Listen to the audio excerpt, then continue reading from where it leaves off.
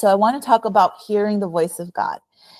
So our spiritual hearing is our first sense that is developed.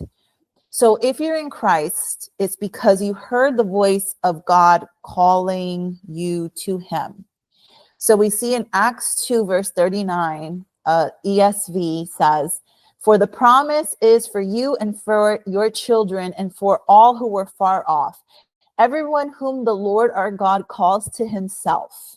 Right? God himself is the one that calls us.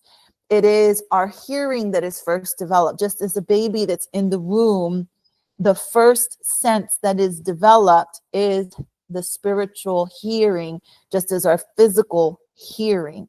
All right. And the more we spend time with God in his word, right? His word is his written voice.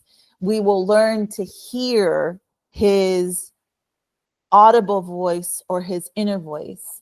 And so for success in prayer, you have to fine tune this. You want to not only let your voice be heard by God in prayer, you want to hear back, because prayer is a conversation.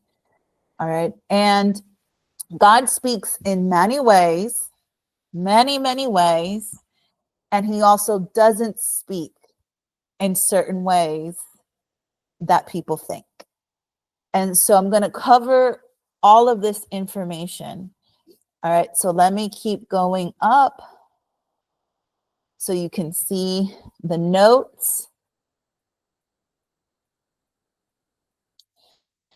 All right. And usually when we have our first encounters with God, sometimes this is when we hear him very clearly. Like we'll hear him audibly. When we have those first encounters with Jesus and we're like on fire for him, I mean, we hear the voice. You know, I remember having very crystal clear conversations with the Lord when I was a new believer. Now, this might I don't want to say it goes away, but what happens is that the Lord calls us in deeper to him. So sometimes as you mature, his voice may not sound as clear or may not be as clear because he wants us to search him out.